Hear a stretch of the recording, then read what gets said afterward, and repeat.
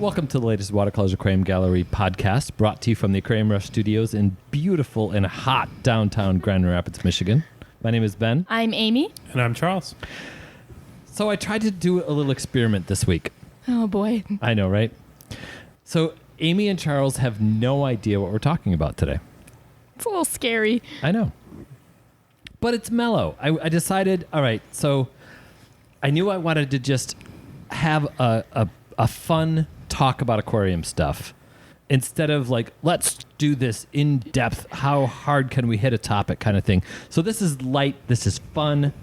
Here's the thing, though. Yeah. You've been gone on vacation for a week, and you come back and you're like, okay, guys, I'm ready to talk about something. That's a little intimidating. You've been thinking about this for a little while, maybe. I wish that was the story, and I should tell that's I've been thinking of this for a week, and I got this big huge plan. Just been churning about it. But I just don't have that many notes. You have notes, though. I have notes. Jeez. I have notes. Okay. Mostly it's just to try and keep us on topic. But really, the whole idea of this one is to only sort of stay on topic because it's going to go in all kinds of crazy directions. Okay. Right? But it's not that. I know you guys are dying with anticipation as to what this topic is. But it's not that big of a deal. We're going to talk about planet aquariums for the next hour. Oh, okay. I know, right? And Charles just went, oh, there he goes. Goodbye, Charles. bye-bye. Bye-bye. Oh, boy. No. Just carefully writing notes. Right, don't worry. I actually have in my notes. Oh, wait. Charles is tuning out. Quick, talk about breeding fish and using plants to do so. So that's going to be part of the direction. So what I did with my notes is some things to lead the discussion in some certain directions. But that's not what I want to try. This is an experiment with how we end up. So You heard it first on Watercolors podcast. That's right. As with everything. I want to start out with kind of some funny little anecdotes and some of those funny little, like, people come into the shop with questions all the time. Mm-hmm.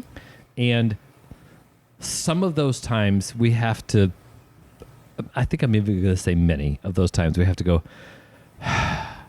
okay, for the 147th time, here it is. And so I want to talk about some of those demystifying things and some of those strange concepts and some of those, like, come on. Like, really? Really? Yeah. I got one, if you're willing to let me just jump in, where it's jump in, man. Where it's not really like, I don't think it's anyone doing anything wrong until you do it wrong. So I'm going to start off with the story of the first time I kept Crip. Oh, I like it. So it melted. As they do. I didn't know that. As many people don't. Hey, I got this plant from you last week, and it's dead now. What did I do wrong? Yeah. Just wait. It'll come back. And you get this look like... Yeah, my story is... I already threw it away. It died. Yeah. I thought it died. I pulled it out, and then I went and asked. Yeah. And then that's when I learned, well, you didn't kill it until after you threw it out. Right. Right. And that's one of those, like... Here's the thing with plants. What is dead may never die. Unless it is brown and mushy. If there's anything there, so many aquatic plants can just reappear. Yeah, they turn to mush. Right? So if you touch any part of the plant and it's not mush, that part's still there. My Epanegetons did that to me recently. Yeah. So here in the studio... Those ones are pretty cool. The progression of that whole thing was really fun to watch. Here in the studio, I have 4 20-gallon long aquariums that are solely designed for propagating plants in different ways for points in my local aquarium club. That is why they're here. So I popped a couple of Epanegetons in there, and I believe they're Longipumulosis, but I'm not sure, which is kind of a problem because you kind of need to know that. But they were traded from a really cool aquarist that I know, and I'm pretty sure they're Longipumulosis. I think so. But the intention was to get them to flower so that they would reproduce. Instead, they did something completely ridiculous. They didn't flower, and they still reproduced.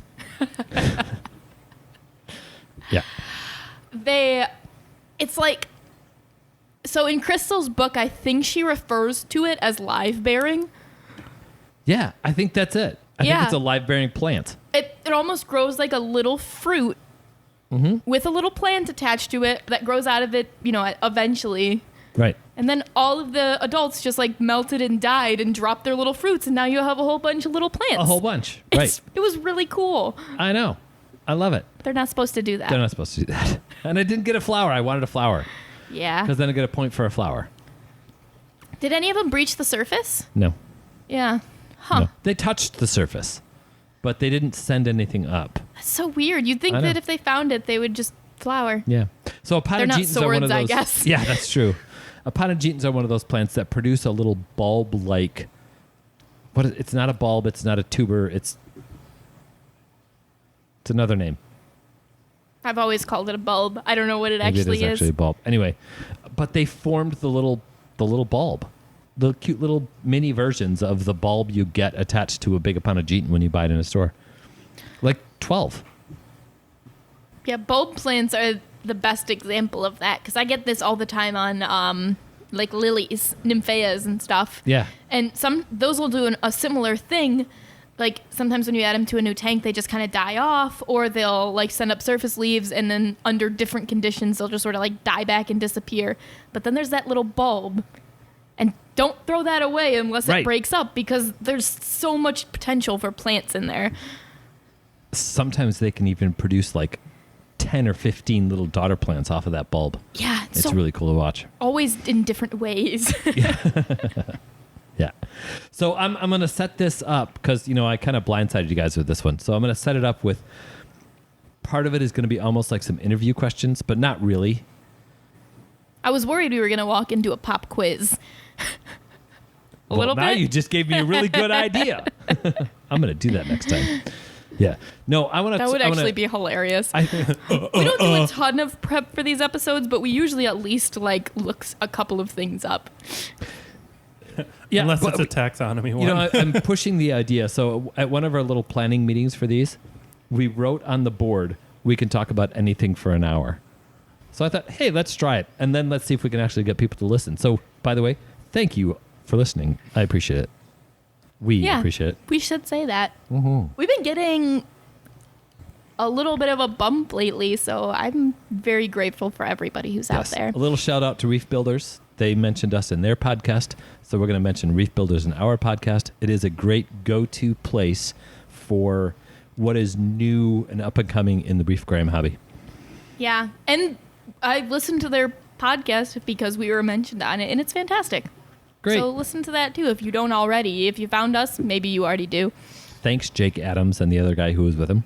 I don't remember. I don't either. Hey, That's okay. Jake's the one that called us, so Right. Exactly.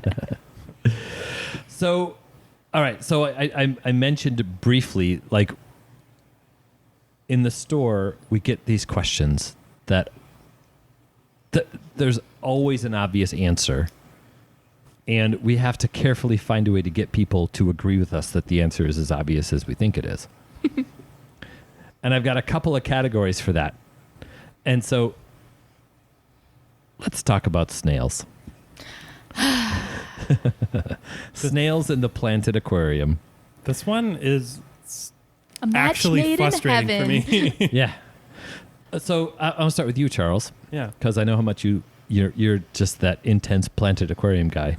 By the way, side note, he's not a planted aquarium guy. He tolerates plants because he likes them to breed his fish. Anyway, you were saying. Yeah. I think snails should be considered an essential component to almost all planted aquarium. Yeah, so what I want you to do is think of a specific example where a customer came in and said, "Oh no, I have snails in my tank. What do I do?" Because I know we've all had that happen. Yeah. Right? Don't use names, No. but get specific. Like, yeah, this tall blonde guy with a beard came in and I had this guy come in and he said, "I've had this explosion of snails." And my exact response is, "How much are you feeding?" And then we talked that out. And then basically just the process of, well, if you have 100 snails, that means you're feeding enough to keep your fish alive and 100 snails. So rein that in a little bit. But if you have a tank with 100 snails, you probably need 100 snails. Or change your behavior. Or change your behavior. Dramatically. Which actually I would lean towards the But let's say change your behavior.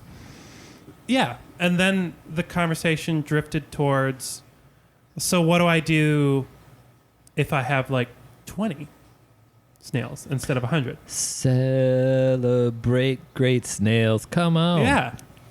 And so I really love to talk about the ellipse tank we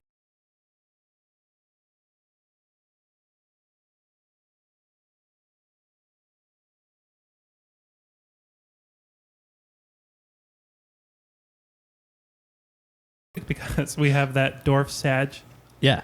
You know, there are people right now that are yelling at their car radio or like they're yelling at us going, snails are terrible. What is wrong with you? I'm going to start off. Stop yelling. Let's talk nice. I'll start off real gentle here. You're wrong. And because I genuinely consider those trumpet snails a critical component to the success of that tank. Oh, yeah. Yeah. Because those snails are capable of aerating the soil in a way that I can't do without uprooting literally everything. Yeah. That Yeah. dwarf sage has really shallow roots, but the substrate's pretty deep, so it's super prone to anaerobic areas. Like you could even see it. Those snails make a big difference in preventing that, turning over the soil, all of that stuff. Fantastic. So specifically to the example of Malaysian trumpet snails, I'm like, yeah, in this tank, they're necessary. Absolutely. I would adamantly argue that. Yes.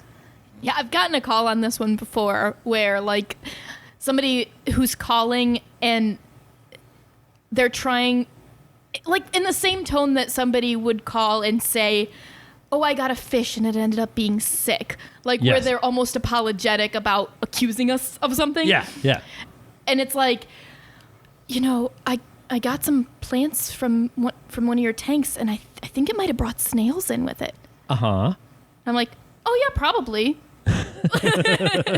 All of our tanks have snails. Of course. We love them. And love them, hate them, whatever. If you're getting any plants from any tank and not getting only tissue cultures, you will get snails. You will get snails. It's inevitable. It's nobody's fault. And you always have the amount of snails you need. Yeah. That, So- you know, that phrase, we have to focus on that phrase for a minute, right? Because I think that's like the quintessential talking point when we're talking about snails in the tank is you only have the snails you need. That should be like a catchphrase. It's my catchphrase anyway. I love it. Because if you've got 200, dang, you need 200 snails. Yeah. Think of Yeah. all the food that would be in there if you didn't. Going right back to what Charles was saying with you Oh, they're there for a reason. yeah. Well, and here's the thing. We maintain aquariums Right. because and I'm going to specify and say, when I say we, I mean us here at this table. I don't know about everyone listening, but we maintain aquariums because we like little ecosystems. Yes. Ecosystems are about biodiversity, Yes. ladies and gentlemen. And you are cutting your ability to succeed off at the ankles by purposely trying to remove it. Yeah.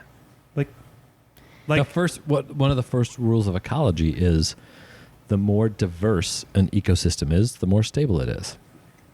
What that means is the more different types of organisms exist in an ecosystem, the more stable that ecosystem is. Opposite of monoculture. Anyone out there trying to maintain a lawn with just one species of grass? I don't want to get started on the right. We were just being quiet so we could wait for you to say it. But you know how much work would have to go into maintaining that because that is not you're not maintaining a stable ecosystem. Yeah. Well, yeah, and if you want to maintain monoculture in an aquarium, you've got to do all the same stuff you do in a lawn. Weed killing, pulling weeds, constant maintenance. Right. Like all that stuff.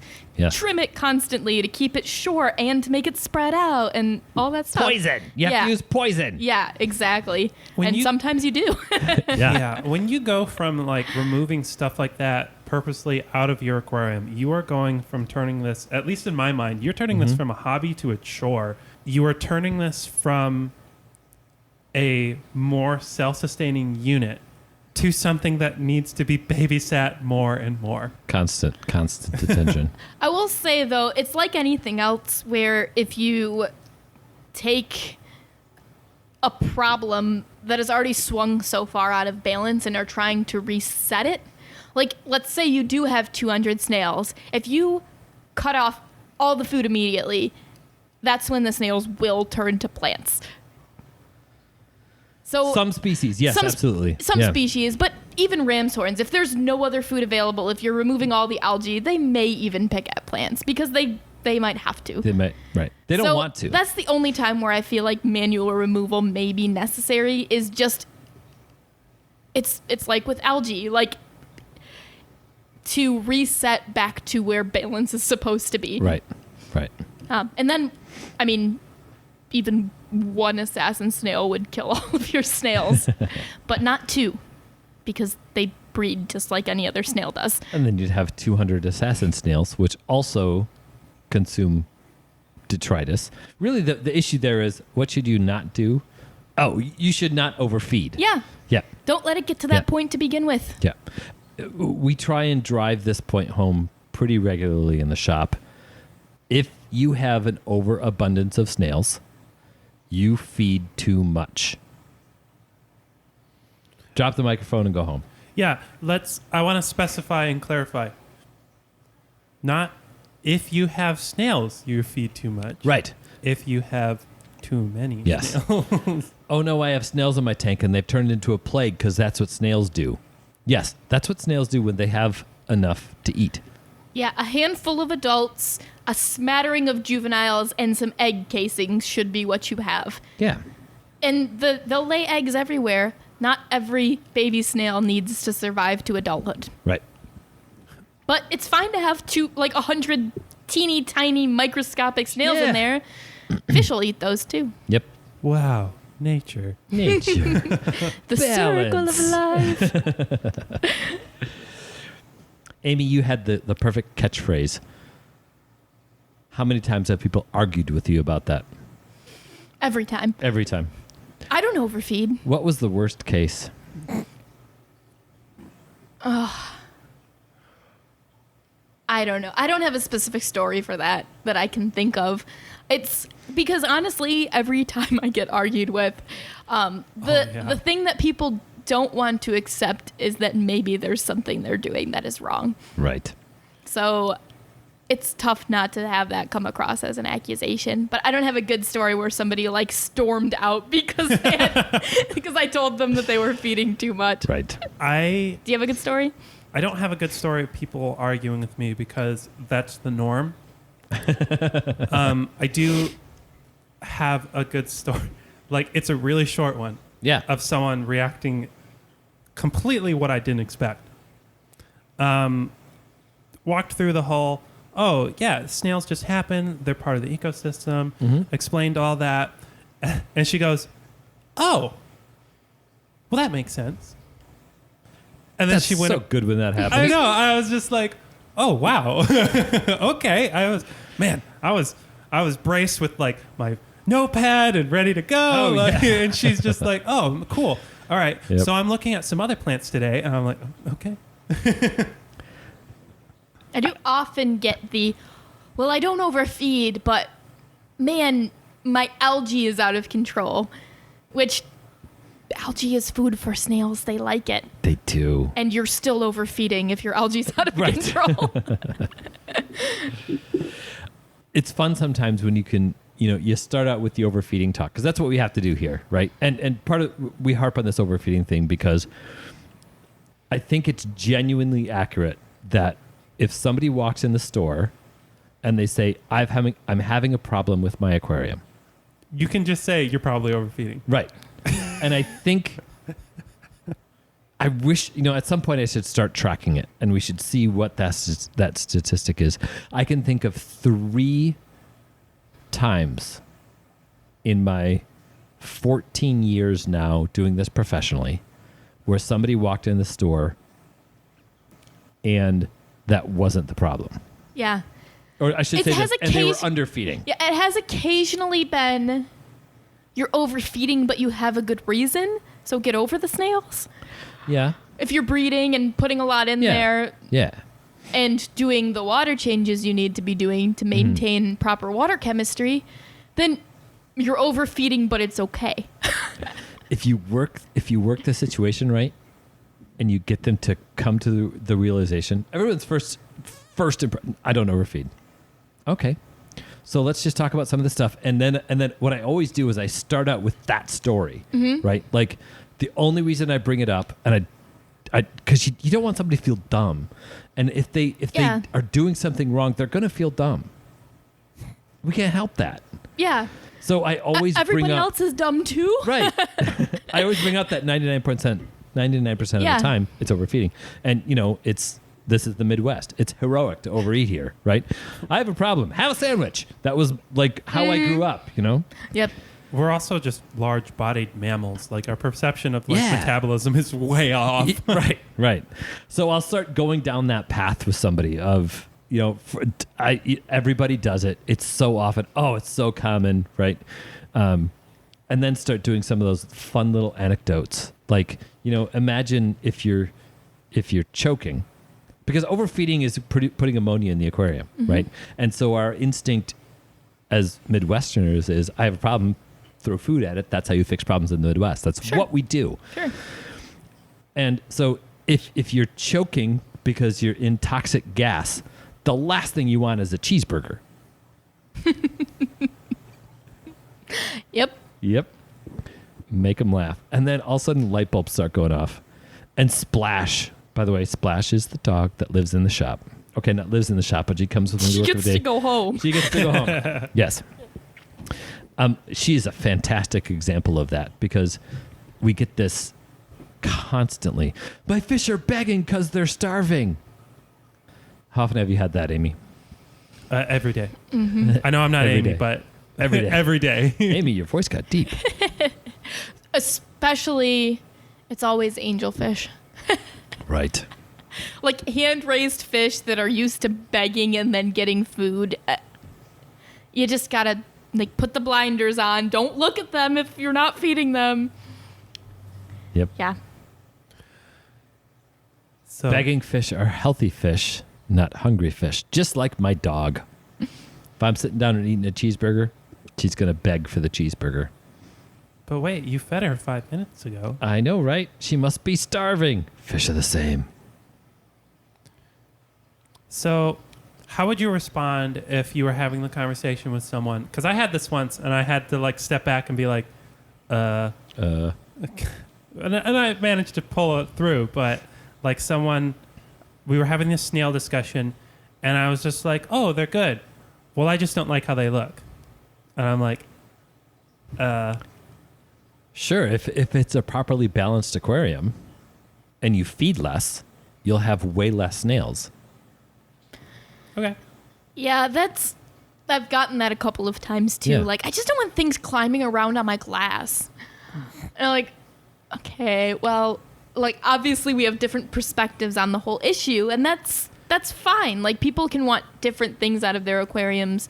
So I do walk people through how to trap and remove them. Or buy a loach or a puffer. Exactly. Most people can't just throw a puffer into their tank, but a lot of them can do a loach.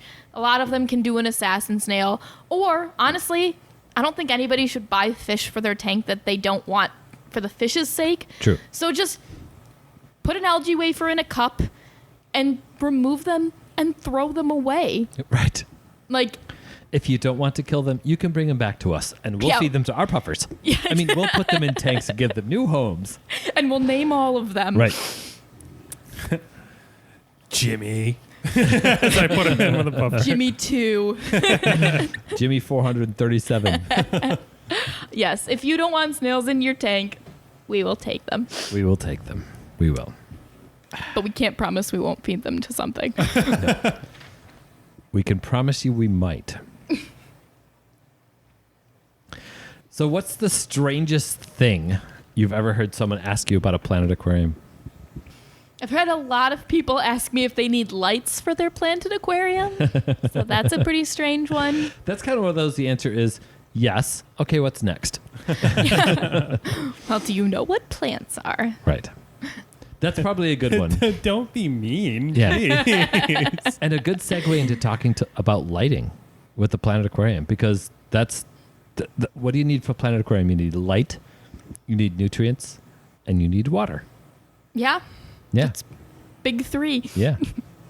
You need some CO2 as well, but some plants don't need as much CO2 as others, and some Planet Aquariums don't need as much CO2 as other Planet Aquariums. And if you have nutrients, theoretically you have CO2 too. It Right. just might not be injected CO2. Man, I cannot think of a specific really weird question.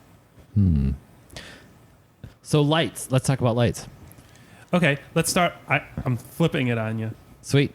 Why do the lights that I buy here, why are they different than the ones that I would buy at the hardware store? Spectrum and intensity, Charles. Why are they so expensive? Because they're better, Amy. Why are they better? Spectrum and intensity. Also longevity. And yeah, that's true. That's a Longevity is big good. one. You're right. Yeah. It's like saying, so why is an iPad better than the $20 tablet I bought at Walmart? Yeah. Because it's an iPad. There's actually a term in lighting technology called lamp mortality curve. Band name, dibs. I like that. I need a moment. Damn it, we are not going to have a better joke on tonight's podcast. I know, right? So what lamp mortality curve refers to is how it's essentially is how long does a light bulb last? And with LEDs, our lamp mortality curves have gotten much, much longer because LEDs do last longer.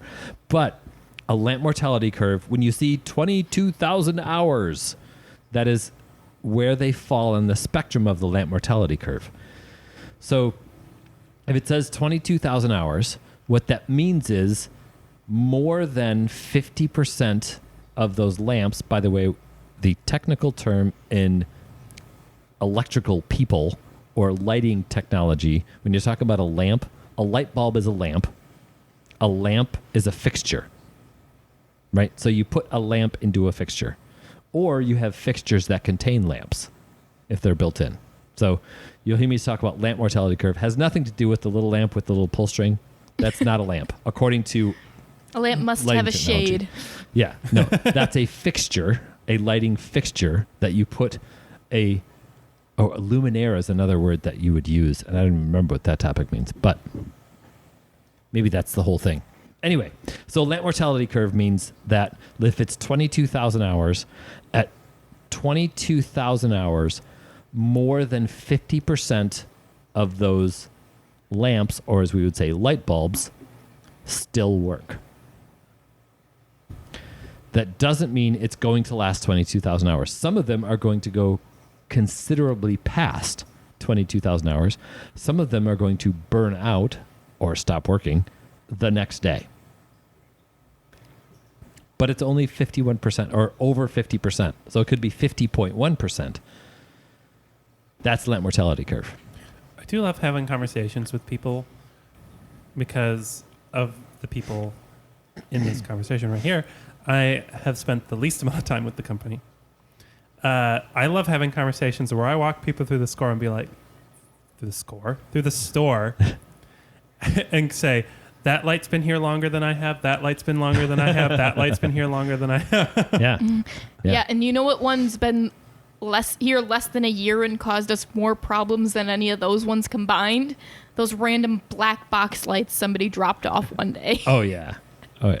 I don't know. There's that other brand of lighting that keeps falling off of their Bluetooth settings that are really starting to get on my nerves lately. That probably aren't designed to be used 5 in a row in an aquarium store. But They just get so confused. yes, they do get confused. They don't like being turned off. No. But yeah, good. When you're paying for aquarium LEDs, you're paying for like both reliability and a light that's proven and tested. True. Yeah. So to me, the three main contributors to algae, right? We talked about nutrients. The other two are unbalanced intensity and duration. Yeah, that's probably the biggest one lately to me is duration. People who have their lights on way too long. Right. I have my light on from 8 o'clock in the morning until 10 o'clock at night. You do? No, that's just me quoting a customer. Ooh, my favorite is, and this is the one by far that I get the most frequently. Oh yeah, well I guess usually it's like maybe like 9 to like when I go to bed, so maybe 9. Nobody goes to bed at 9 p.m., by the way. So people who say... Some morning people do. I turn on my light when I get up and I turn my light off when I go to bed. Right. And that's usually like 12 or 13 hours. That's a great way to grow algae. Yeah. Yeah. Just get the cheapest timer you can find at Home Depot. It's probably the most reliable. Right. Get a Wi-Fi outlet timer. Get something. 8 hours, 10 hours maximum. I don't care what kind of 24-hour ramp up, ramp down light you have. Get it on a timer. 10 hours maximum, even if it's dim during the last 2. So here's the science behind that. One of the really cool phrases around here that Amy likes is the fringe organism. Mm-hmm. And a fringe organism is an organism that lives outside of normal parameters, on the fringes of when things happen. And a classic is that slime layer between, like on a dock post, between air and water. That's a fringe in ecosystem, or fringe organisms live there. Those thick, gross bacteria that make that dock post slimy. Yeah. Algae is a fringe organism. It's not very good at photosynthesizing.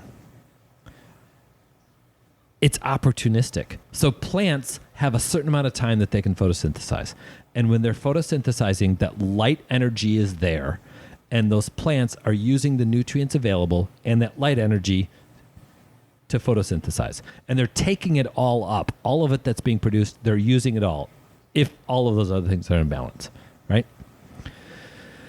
But they're only going to photosynthesize, no matter where your plant comes from, no matter what plant it is, they're not going to photosynthesize past about 8 or 9 hours. And really, we can even think of 7 or 8 hours as kind of optimum. Yeah, with some time maybe around to wake up and go back to sleep or whatever you call that when it's plants. Right. But after 8 or 9 hours, and we're going to just go with 8. Let's just go with 8 because that's really what I think is the optimum amount of time your light should be on. Your plants are no longer using those resources that are available. So those fringe organisms now get to take advantage of that energy that's going into the tank, that light energy, and process those nutrients and grow algae. So it's a classic where, hey, I've done everything right. I've got highlight, I've got CO2, I've got a densely planted aquarium, I don't overfeed, I've got a really nice balance of fish, and I'm still getting algae. What's happening? I can't tell you how many times we've come to the conclusion, oh, my lights are on 12 hours a day. The analogy I love to give people in that situation is I'll ask them, so how long can you chew? Oh, I like that. Yeah. Because it's like they have to rest, the plants themselves, they have to rest at some point. They can't be quote unquote eating all day. Right. Like no organism can do that. Right. And on a level playing field in ideal conditions, plants win over algae every single time. Absolutely. The best counter to algal growth is good, healthy plant growth. Yes. Mm-hmm. Absolutely. Say and that again, involves Charles, because plenty of rest time. That just say it again. The best counter to algal growth is good, healthy plant growth. Yep. That's it. That just covers it. And that makes it complicated in circumstances where somebody's got a lot of algae and you have to be like, you just pretend you don't have it. Get Yeah. your lights on right, fertilize the way you need to for plants. It's going to feed the algae, but like you got to get over it. You got to get past it. That's why some of these ramp up, ramp down lighting situations can be a challenge, because once that light turns on and starts putting that energy into a tank, the algae can start using that energy even before the plants can. So, and I'm not against ramp up, ramp down lighting. You just have to count that in your 8 hours. Yeah. You can push it a little bit, if you've got your 24/7 light or your high spectrum ramp up, ramp down programmable light, and you really want that to be on 10 hours, just make sure that intensity during that ramp up is really low. Yeah, controllable lighting is one of those things where, like, with great power comes great responsibility. Like, you've got to get it perfect, and you've got to, like, know what those spectrums are. If you get that off, then algae will slip into all those cracks. And I'm saying that as somebody who actually uses the Freshwater AI Prime. I love it. It's a fantastic light. But I run it as a low light tank because I like the effects. But I don't know what the spectrum of the sun is. Like, like I don't have that godlike power to be able to determine which light. You can use presets, but I set it the way that I like how it looks. I keep it low, and I keep low light organisms. Because to me, for that tank, it's about the whole mood of it. It's about the setting and not necessarily about propelling as much plant growth as possible. If you want as much plant growth as possible, use a light that's perfectly designed. Right. And that's why we use Twin Stars. Use the Twin Stars, just going to say, Because it's perfectly designed. Yeah. But keep it on for 8 hours. Yeah, keep it on for 8 hours. Don't go longer. And if you're not using the intensity, get a dimmer. Yes. So do we have more questions from you? Well, I certainly can have some more questions. Why do you have questions for me? What are some other what can we ask Ben for stories on? What are some other common planted aquarium questions? One of the funnest questions that I get from people sometime is, how do I stop my fish from eating my plants? Oh boy. There's a very easy solution. Take the plants out. Or the Or fish. take the fish out. Honestly, I think my solution might be even less popular. Grow things the fish like to eat more. Algae. In my specific case, that is the answer. Oh, for your buffalo cichlids, Yeah, right? like for a lot of those fish that may eat plants just to have something to pick on. So like my cichlids are a good example. Some of the more green favoring barbs. Some of the rainbows. Yeah. Yeah. If you don't have algae growing in that tank, the fish might pick at plants some. I don't consider algae always a bad thing. Right. If that's my goal. Right. If you have silver dollars. Yeah. Good Get over luck. it. Yes. But I feed them plenty. So Yeah. why do they keep eating the plants? If you keep lions with a whole bunch of lambs, it doesn't matter how many steaks you throw at them. They're going to eat the lambs. So I recently read like a Reddit thread that was like zookeepers telling just absurd stories they have. And I was literally crying, laughing, reading this one about the zookeeper talking about he was giving a tour and like they were at the lion exhibit and like just a wild deer just fell in. Oh, man. And of course all the kids are just freaking out. And as a keeper, like, there's nothing you can There's do. nothing you can do. What do you want Right. me to do? Like Jump tackle in. a 300-pound lion and tell it to stop? Like, You should shake a stick at them. You- No. Yeah. Use their well-ingrained training commands and tell them that they need to go back into the habitat. Right. Like, no. They're like, this is the best day I've had in years. I'm going to take advantage of it. like, for perspective, just for sake of closing out this story, Yeah. have you ever tried to separate two fighting cats? No. It's hard, and they weigh like 10 pounds. Yeah, I would not try. So imagine now it's the cat weighs 3 times more than you do. Right. Yeah, and the cats are fighting, but you're the one who's going to lose the fight. Yeah. Oof. Yeah, Anyways. that's a good one. Yeah. It's just instinct. Like Right. going back to the silver dollar. Right. Like it's just That's what they do. Yeah. Yeah. Like you're asking water not to be wet. Put a 3-year-old in a Willy Wonka chocolate factory and ask him not to take a lick. Yeah. Like, here's what I would genuinely say to someone like that. You either want a Planet Aquarium or Right. you want silver dollars. Right. If you want silver dollars, You don't have silver dollars. Yeah, and you don't want a Planet Aquarium. Yeah, I get it a lot with koi and goldfish tanks. And for Yeah. koi tanks, my first answer is there's no such thing as an appropriate koi tank. For Right. goldfish keepers, most of the time it's, well, you shouldn't be keeping goldfish. But sometimes it's you either get something hard enough that it may take them some time to decide they want to eat it. Often Anubias plants can Yeah. be okay with goldfish. Some swords, like a sword in a pot or something like Mm-hmm. that, usually they will mostly leave those things alone. Right. Or you're getting stuff that you think might grow fast enough that they won't eat all of it right away. So Yeah. duckweed, hornwort, really cheap stuff that you can replace from time to And time. with duckweed, you're going to replace. I mean, they're going to eat it. Yeah. They're just going to eat it. Like you could maybe keep a separate culture of it that you're going to introduce, but then that's a food. It's not a decoration in your Right. tank. I actually have a good story about that. Yeah.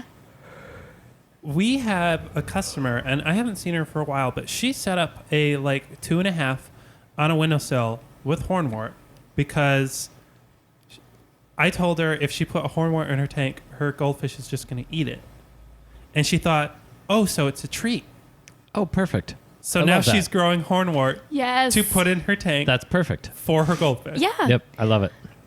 That's great. It's fantastic. It's the same as people who are growing a separate tank of snails to feed their puppers. Whether you see that as a problem or whether you see that as a fun thing that you can do, it all depends on your perspective. Like Yeah. how much you're actually enjoying keeping that tank. Right. Yep, I love it. So that leads me kind of to the next part of the discussion, which is anybody that has ever walked into this store, the first thing you're going to notice is we pretty much have plants everywhere, right? We're almost, I'm not going to say we're not a fish store because we are, but we are just as much a plant store as we are a fish store. We Would have- you say we're stuffed to the gills? You're so funny. I think there are 2 tanks upstairs that don't have plants in it. Oh, 3 because of Biggie. Yeah. Yeah, freshwater. And then there's the 275s. Am I missing one? Freshwater tank with no plants? No. No. Why is that? And the 75s right now are only plant free just because of what we've determined their use is, not because of the fish that are in there. Yeah, that's true. Convicts you could keep with Anubias plants just fine. And Yeah. jewel cichlids and geos. Yeah. Yeah. So, going back to the question. Yeah. You asked, so why are there plants in all these tanks? Mm-hmm. Okay. Actually, this is a perfect question for you, I know. Charles, because you're not a Planet Aquarium guy. I mean, you're kind of getting pushed into it, I'm getting pushed but into that's it. not your first instinct. So, I'm going to start off with the context of I joke around with our customers a lot here that it would probably be more accurate to say that I have fish tanks that happen to have plants in them rather Yeah. than a Planet Aquarium because I don't frame it that way in my head. Right. But here's the reality. The fish like them. It's easier to maintain Right. than a plant-free tank. And it just looks better. It does. It just does. It kind of goes back to our initial part of the conversation when we were talking about snails with a balanced ecosystem. If you have a tank that just has fish in it, that's kind of a little bit of a sort of monoculture. If you have fish and you have plants, you've immediately diversified the ecosystem. That's very true. And I cannot tell you how often, at least 4 times a week, and I'm being conservative, I have a conversation that runs to some variation of, So have you ever thought about keeping a plant aquarium?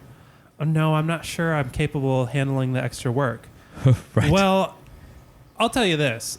I genuinely think there are plants out there that are easier than plastic plants. Mm-hmm. Oh, yeah. And And a planted aquarium, easier to maintain than a tank with plastic plants. oh yeah, like here's the thing: a healthy Anubias doesn't let algae grow on it. Right. And I've grown Anubias in tanks without lights on them. Shh, don't tell people that. They need lights. I know. Okay, Anubias is one of the few exceptions that Well, ambient light can actually keep Anubias just And a fine. lot of the people who have problems growing Anubias are trying to grow Anubias in tanks that are designed to be like fully planted. Right. And It's like true. if you grow Anubias under crazy high lights, the Anubias is going to struggle and algae's going to love it. It's going to love it. But Yeah. I want to take the opportunity here to say something that we've said before. And since we're getting opinionated here, I don't even feel the need to disguise this. No, that's kind of the point of this is to be, yeah. Fishless cycling is stupid. I don't like fishless cycling. Because here's the thing. If you start with a proper aquarium, which to me, a proper aquarium is let's call it a bioactive aquarium. Yes. One that has live plants in it. Yes. One that has natural rock, natural wood, and a good planted aquarium substrate. You don't need a fishless cycle Right. because it's cycled. It's It's- cycled when you start Right. because it has beneficial bacteria in it. The cycle has started when you start. It's not cycled. Right. The cycle has already started. But rather, you have the beneficial bacteria you need if it comes from an existing tank, and then you can slowly build your population as you need to. You don't need to start cold with adding a piece of shrimp to your tank or something like You that. don't need to do it. Because you're already pretty much all the way there. I really want to know where that started. Like, why is that fishless cycle a thing? I think it's just because a lot of people intuitively, and I will say erroneously, believe it's the most humane. Like you're not putting anything at risk. Yeah. But here's the thing. And as an example to answer this question, one of my favorite conversations I've ever had here was someone said, "So when can I add plants into my tank?" And I said, "Is your tank set up now?" And they said, "No." And I said, "Now." Right. Yeah. Yeah. Yeah. I think it comes from, like, what is conventionally considered to be a beginner aquarium, which is pretty inert. Inert gravel, Yeah. inert decor. So if you're coming from that and you're like, how do I get this tank ready for fish and have the beneficial bacteria that I need? And then you may need to add ammonia or some source of it to populate it. But I don't think people realize how rich established tanks are in beneficial bacteria and how much plants contain. Yeah. By the way, just a side note, any saltwater person that's still listening after all this freshwater talk, same thing, Yes. only corals. Yeah. I Or and that's cheese why I live want rock. to know. Yeah, actual live rock. I want to know where this fishless cycle, like it is the trend. It is what people are doing.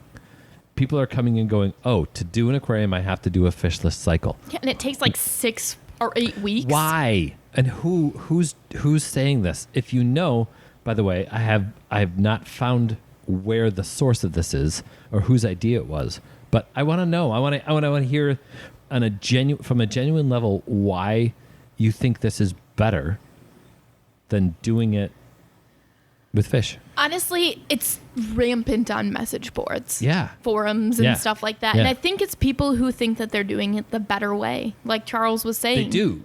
So I know the dry start method was now I had his name and it's gone. Whoever came up with the dry start method no longer does it and no longer likes it. The reason that I know that is because I got onto one of the forums and I'll have to figure it out because I was struggling with the dry start a couple of years ago. It was That was relatively when we were recent. doing the Glosso. The Glosso one, yeah. And And My like, eternal okay, nemesis. the way to carpet Glosso is a dry start. yeah, and he chimed in, and I think it was George Farmer. I Whoever thought it was. Or was it So George Farmer or Tom Barr? It was Thomas Barr. There we go. It was Tom we Barr. got there. Yep, it was Tom Barr. That was so fun to watch happen, by the way. Yes, it was Tom Barr. He said this is what's happening. This is why it's not working, or this is what's not working. What's going on?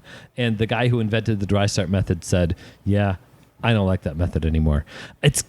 I want to know who said a fishless cycle, and do you still think it's the right way to do it? Right. And if you do, why? That's genuine questions, by the way. I'm not challenging that topic. I don't see the benefit. Well, and here's the reality is us here at this table, we've only heard of this method from a guy, from a guy, from a guy, from Yeah. a guy. It's like I want to hear the source. It's so far removed from whatever it is that I think all semblance of the logic is just gone. Yeah. Yeah. To the I think- point where I'm genuinely trying to think. So one of the more common ways to try to do a fishless cycle right now is dosing ammonia in the tank. Yeah. Right. I have had dozens, if not hundreds of people come in and asking me why it's taking so long, and only one of them did it successfully. One. Yeah. Those 80 other people had to, 4, 5, 6, 7, Right. 8 weeks in, had to shift gears and do something completely different because that wasn't working. Because you're introducing the food, but not the organism. Yeah. Well, it's a little bit more complicated than that. But the It bigger always is problem with you. I know, but it all boils down to, in order to do pure ammonia successfully, you need precision. Right. Slightly too high, you kill off on the beneficial bacteria you've been trying to grow. That's the crazy thing about ammonia. It is food for bacteria, but it is also toxic to bacteria. Well, the really tricky part in cycling a tank is nitrite above 5 parts per million is toxic to the bacteria that eats it. I'm going to say something gross, but that's kind of like poop is toxic to people, What? right? Yeah. It's gross, but that's what you're doing. Yeah. Because it's different bacteria that consume ammonia and Yeah. produce nitrite. Those are different than the ammonia that consume nitrite and produce nitrate. Yeah. And at this point, even if you're like, well, I don't trust cycling just with plants. I don't trust cycling just with media. The beneficial bacteria products that we have right now are good enough that you can cycle just with those. True. Aquavitro seed, anybody I have talked to who has used it has been able to see results just with that. I've used Makes it sense. twice. In both cases, I've used actual live rock, but in both cases, it didn't hurt anything. So for $8, why not? Yeah. Right. You Yeah, know? it's good stuff. That's part of the problem that we run into when we do our podcast is we also drink good beers. And Charles drinks good bourbon. Well, and by the end usually of it- we look up the answers to our questions before we Right. start, and this time we're just ranting. Nick's gonna have a hell of a time editing this. Oh wow. For those of you listening, by the way, Nick is the person who edits all of our podcasts. He does an amazing job. And we try to put notes in while we're recording this saying, Nick, edit this part out. Nick, don't edit this part out. Nick, leave this in. Oh, Nick shouldn't have said that. Fix that. So in some of this, Nick, I would like you to leave a little bit of this in so that our listeners can appreciate you. Thanks, Nick. Yeah, you'd hear a lot more distractions otherwise. I'm going to say distractions and not naughty language. Or just rants. Oh, crap. I just offended 37,000 people. I probably shouldn't say that. So what other planted aquarium questions do we need to address? Have we done most of our rants? Or do we have another one? I got one. Go. So I've got this nice Planet Aquarium light. I have it on for 8 hours a day. I'm dosing with Seachem Flourish as per the label. I'm testing my water and everything is where it should be. And and in this example, they give you the numbers and you're like, yeah, that's where those should be. I still can't grow plants.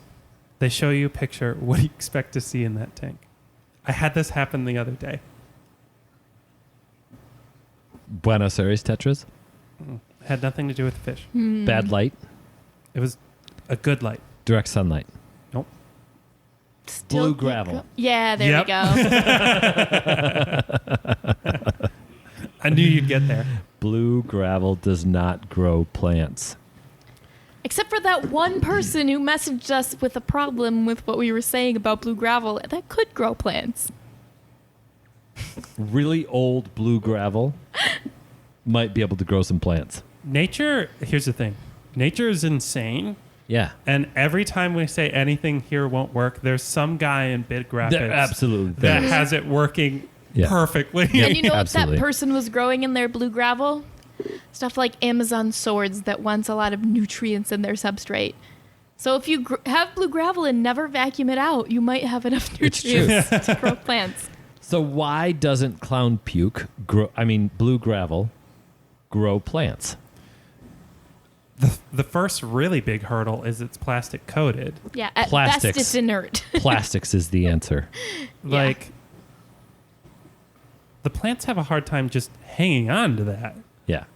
So rooting in by itself is a problem, and that makes everything else, gaining nutrients, like, staying in place so that it can photosynthesize, orient itself, that makes everything else harder. Right.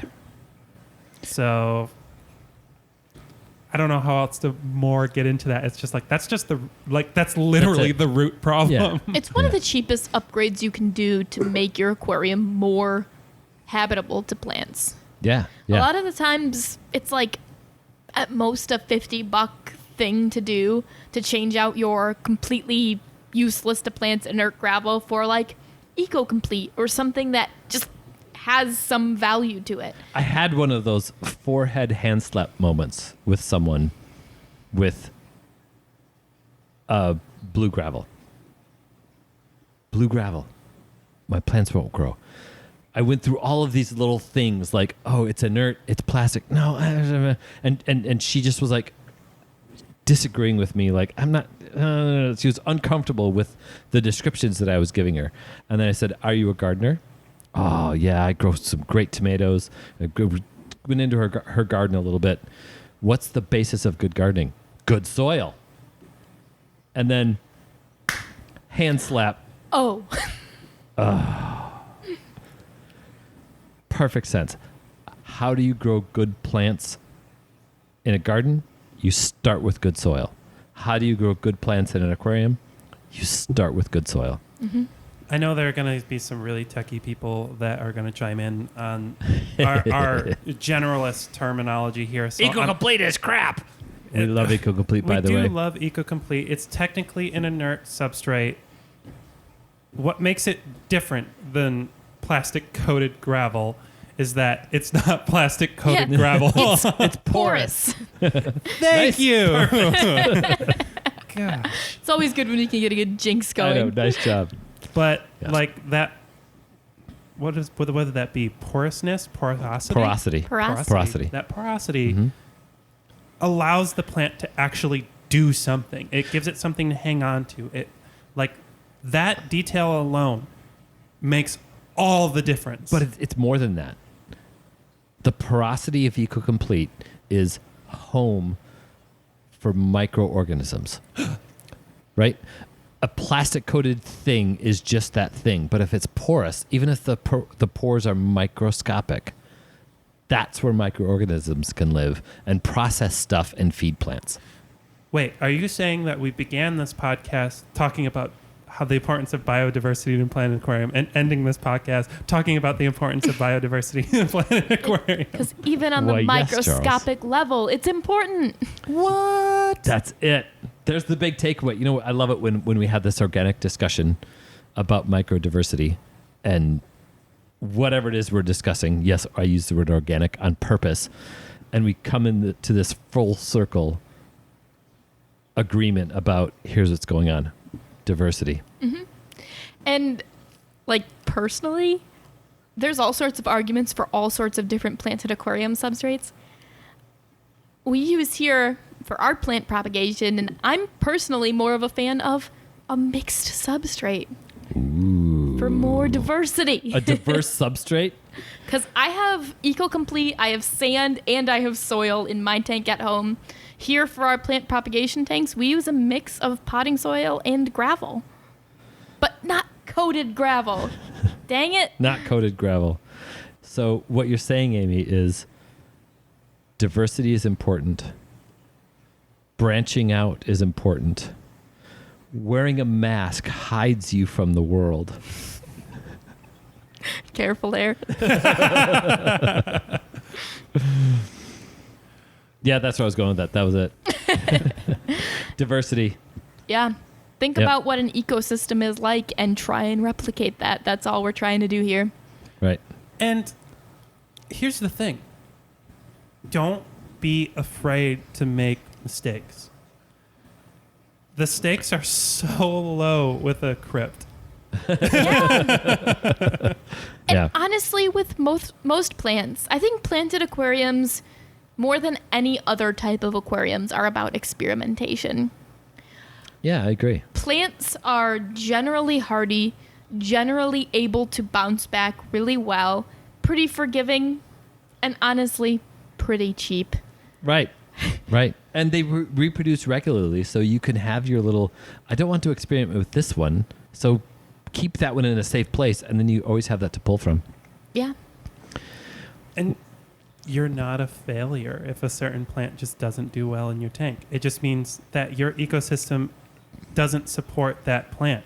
There's a plant out there, and unless you have silver dollars, there's a plant out there that can do well in your tank. Yeah, I Right. used to make jokes like this with Ken all of the time. He's a former employee who is a pretty dedicated plant person. Mm-hmm. And he cannot grow rotalas, and I cannot grow Ludwigias.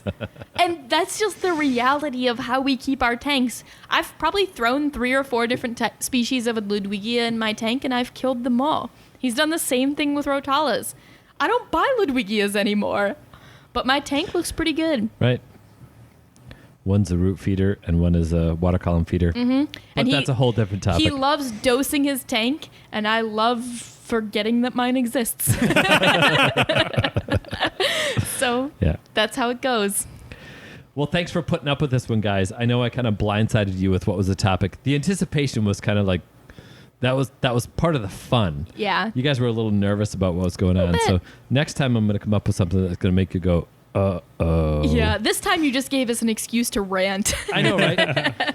And I think that was part of the fun. So if anybody else has some rants to give us, we do have a members group on Facebook now. If you go to the Watercolors Aquarium Gallery page, you can find the podcast listeners group, which I would love for you guys to join. But you can also just send any of your angry messages to podcast@watercolorsaquariumgallery.com as well. You can direct them at an individual if you would like. I'm sure I've said some things tonight that angered someone. And I Yep. will forward them to Charles. Yes. And by the way, we will respond as nicely as the question is worded. Ooh, that's fun. Ooh, right.